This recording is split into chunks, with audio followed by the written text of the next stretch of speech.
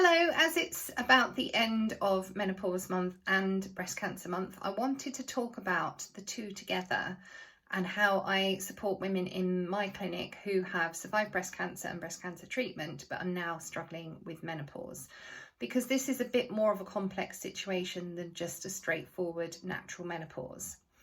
So my ladies who come in who have had cancer often have a lot of extra stuff that we need to unpick as part of the process. They've gone through a cancer diagnosis. Often they've gone through treatments which can be very harsh on the body. Although they're life-saving and they're very necessary, they do take their toll on the body. Also, part of that treatment can involve putting that lady into a chemical menopause, which is a bit of a shock to the system because it's not a menopause that the body's initiated itself as part of a natural process. It's being kind of landed on the body as part of this cancer treatment. So it really doesn't know what's hit it and how to cope with that. And also there's the emotional side of it as well. And often ladies who complete their cancer treatment, their families and friends and colleagues think, well, they're fine now. They've had the treatment. It's been successful. Everything's fine. But in fact, there's a lot of residual trauma and unprocessed emotional stuff sitting behind the scenes, which other people are not aware of, but this lady often feels it really strongly.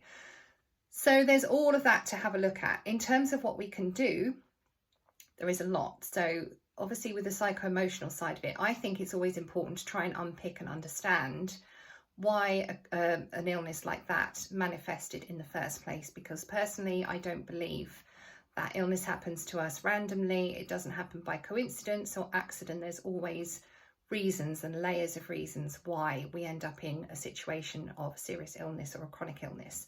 So advanced hypnotherapy can be really interesting and a really insightful process when it comes to unpicking why we became ill in the first place and how to avoid the same happening again in future, and also just dealing with the trauma of the diagnosis and treatment. On the more physical level, there's a lot we can do with herbal treatment and health coaching to help a woman through menopause, particularly when she can't take HRT. So I think I've explained before the various processes that I go through to decide which herbs are the best ones for each individual. I have a number of different herbs in my menopause toolkit. So I have some that contain phytoestrogens, which I know many breast cancer sufferers are warned off using by their oncologists, but that's more based on misunderstanding and misinformation than anything else. So I can talk to you about that in more detail, or you can read my blog all about phytoestrogens, but that is certainly a safe option for many women post-cancer. If a lady feels very uncomfortable at the prospect of taking phytoestrogenic herbs, regardless of what the research says, that's fine. I can always use herbs which don't contain phytoestrogens and can work on restoring hormone balance in other ways. I've also got herbs like nervines and adaptogens which work on helping the body out of its stress response, even if the stressful situation is still ongoing. So it helps to buffer the effects of stress on the body.